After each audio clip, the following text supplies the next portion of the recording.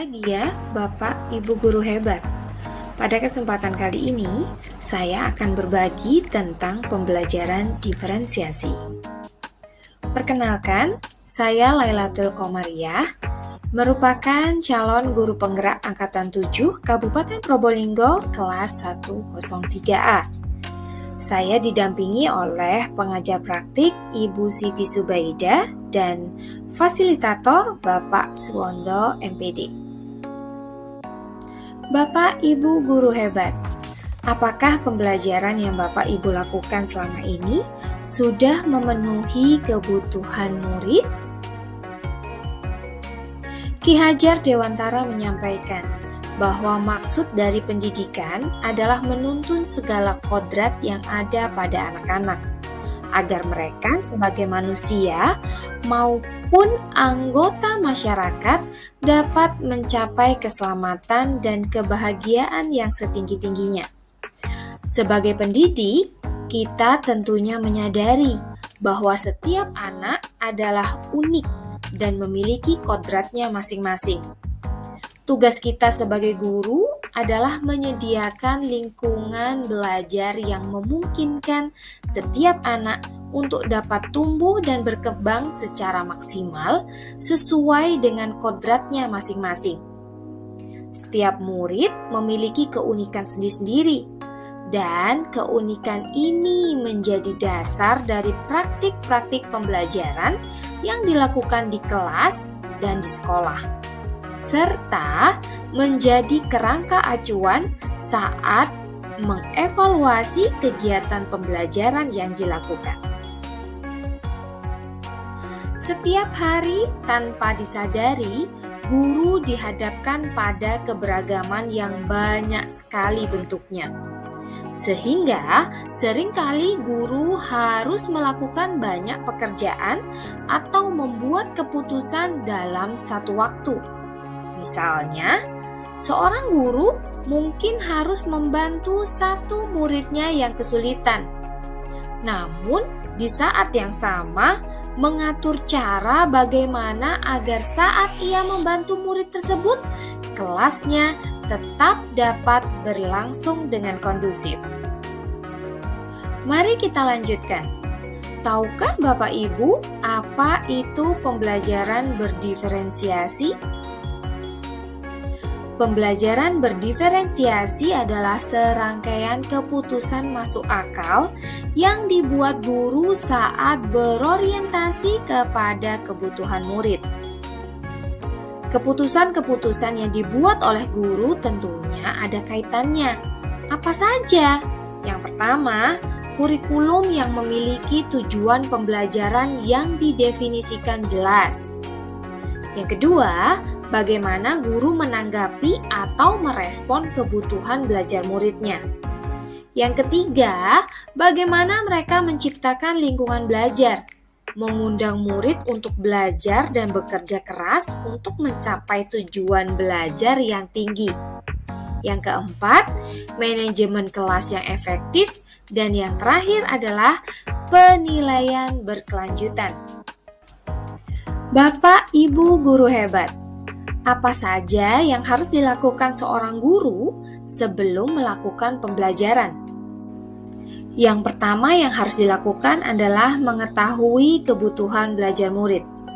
Ada 3 aspek menurut buku yang ditulis oleh Tomlinson. Apa saja? Yang pertama adalah kesiapan belajar, minat anak, dan yang ketiga adalah profil belajar murid. Kita mulai dari kesiapan belajar. Kesiapan belajar adalah kapasitas untuk mempelajari materi, konsep, dan keterampilan baru. Ada banyak cara untuk membedakan kesiapan belajar. Tomlinson mengatakan bahwa merancang pembelajaran mirip dengan menggunakan tombol equalizer pada stereo atau pemutaran CD, di mana dalam tombol-tombol itu ada yang bersifat mendasar, ada yang bersifat transformatif, ada yang bersifat konkret, dan ada yang bersifat abstrak. sederhana, kompleks, terstruktur, terbuka, tergantung, atau mandiri, semuanya merupakan cara-cara yang dilakukan untuk mengetahui sejauh mana kesiapan siswa kita untuk belajar. Berikutnya adalah minat murid. Minat merupakan suatu keadaan mental yang menghasilkan respon terarah kepada suatu situasi atau objek tertentu yang menyenangkan dan memberikan kepuasan tersendiri. Tujuan melakukan pembelajaran berbasis minat ini yang pertama adalah membantu murid menyadari bahwa ada kecocokan antara sekolah dan kecintaan mereka sendiri untuk belajar. Yang kedua, mendemonstrasikan keterhubungan antar semua pembelajaran. Yang ketiga, menggunakan keterampilan atau ide yang dikenal murid sebagai jembatan untuk mempelajari ide atau keterampilan yang kurang dikenal atau baru bagi mereka. Dan yang terakhir, meningkatkan motivasi murid untuk belajar. Hal yang dilakukan guru sebelum melakukan pembelajaran berikutnya adalah profil belajar murid. Profil belajar mengacu pada cara-cara bagaimana kita sebagai individu paling baik belajar. Tujuan dari mengidentifikasi atau memetakan kebutuhan belajar murid berdasarkan profil belajar adalah untuk memberikan kesempatan kepada murid untuk belajar secara natural dan efisien. Ada 4 faktor yang terkait dengan profil belajar murid. Yang pertama adalah preferensi terhadap lingkungan belajar. Apa saja yang mempengaruhi? Suhu ruangan, tingkat kebisingan, jumlah cahaya, lingkungan belajar terstruktur dan tidak terstruktur. Faktor yang kedua adalah pengaruh budaya. Ada 3 yang mempengaruhi. Yang pertama, santai terstruktur, pendiam ekspresif, personal, impersonal. Faktor yang ketiga yang terkait dengan profil belajar murid adalah preferensi gaya belajar. Gaya belajar di sini ada 3, visual, auditory, kinestetik. Nah, faktor keempat yang terkait dengan profil belajar murid adalah preferensi berdasarkan kecerdasan majemuk. Ada yang dikategorikan dalam visual spesial, musikal, bodily kinestetik, interpersonal, verbal linguistik, naturalis, dan logik matematik. Cara-cara yang dapat dilakukan guru untuk mengetahui kebutuhan muridnya beragam. Di antaranya yang pertama, mengamati perilaku murid-murid. Yang kedua, mencari tahu pengetahuan awal yang dimiliki oleh murid terkait dengan topik yang akan dipelajari. Yang ketiga, melakukan penilaian untuk menentukan pengetahuan, keterampilan, dan sikap mereka saat ini, dan kemudian mencatat kebutuhan yang diungkapkan oleh informasi yang diperoleh dari proses penilaian tersebut. Yang keempat, mendiskusikan kebutuhan murid dengan orang tua atau wali murid. Yang kelima, mengamati murid ketika mereka sedang menyelesaikan suatu tugas atau aktivitas. Berikutnya, bertanya atau mendiskusikan permasalahan dengan murid. Membaca rapor murid dari kelas mereka sebelumnya untuk melihat komentar dari guru-guru sebelumnya atau melihat pencapaian murid sebelumnya. Nah, kalau sudah membaca rapor, alangkah indahnya kalau kita bisa berkolaborasi dengan guru Pak murid sebelumnya. Membandingkan tujuan pembelajaran yang ingin dicapai dengan tingkat pengetahuan atau keterampilan yang ditunjukkan oleh murid saat ini. Menggunakan berbagai penilaian diagnostik untuk memastikan bahwa murid berada dalam level yang sesuai. Bapak, Ibu guru hebat, jika tadi kita sudah mempersiapkan apa saja yang kita lakukan sebelum melakukan pembelajaran, sekarang apakah Bapak Ibu guru sudah melaksanakan pembelajaran berdiferensiasi di kelas? Untuk menentukan apakah kita sudah melaksanakan pembelajaran diferensiasi atau tidak, berikut ini saya coba jelaskan secara sederhana. Contoh kelas yang menerapkan pembelajaran berdiferensiasi. Ketika proses pembelajaran, guru menggunakan beragam cara agar murid dapat mengeksploitasi isi kurikulum.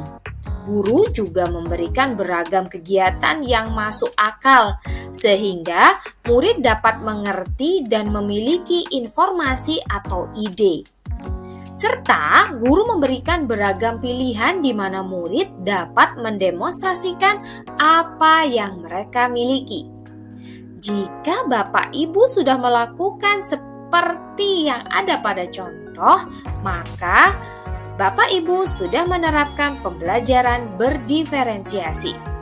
Namun sebaliknya, berikut ini saya contohkan kelas yang belum menerapkan pembelajaran berdiferensiasi. Biasanya, guru melaksanakan kehendaknya sendiri. Guru tidak memahami minat dan keinginan murid. Kebutuhan belajar murid tidak semuanya terpenuhi, karena pada saat proses pembelajaran hanya menggunakan satu cara saja yang guru anggap paling baik. Bagaimana Bapak Ibu guru hebat? Sudah tahu bukan apa yang kita lakukan? Apakah kita sudah melaksanakan pembelajaran berdiferensiasi atau tidak melakukan pembelajaran berdiferensiasi? Ada 3 strategi diferensiasi. Yang pertama, diferensiasi konten. Apa itu? Konten adalah apa yang kita ajarkan kepada murid. Konten dapat dibedakan sebagai tanggapan terhadap kesiapan, minat, profil belajar murid, maupun kombinasi dari ketiganya. Di sini guru perlu menyediakan bahan dan alat sesuai dengan kebutuhan belajar murid.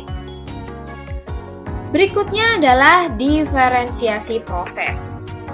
Proses mengacu pada bagaimana murid akan memahami atau memaknai apa yang dipelajari. Hal ini dapat dilakukan dengan beberapa cara.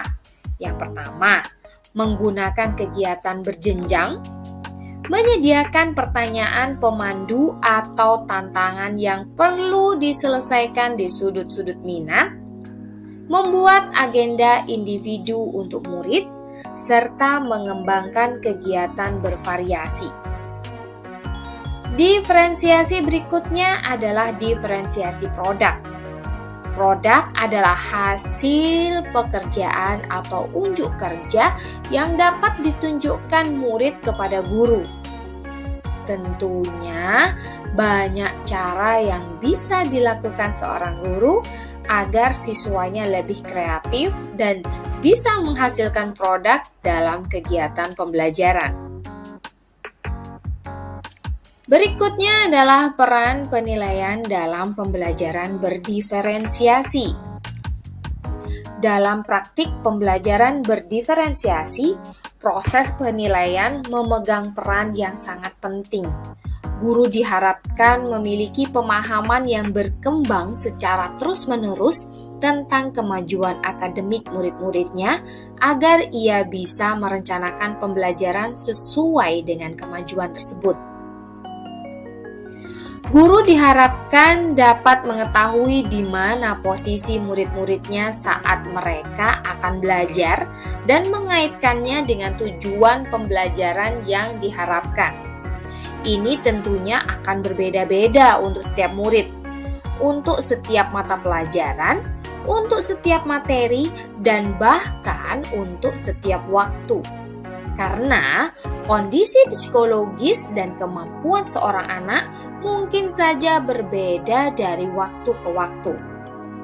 Penilaian dalam hal ini akan berfungsi seperti sebuah kompas yang mengarahkan dalam praktik pembelajaran berdiferensiasi.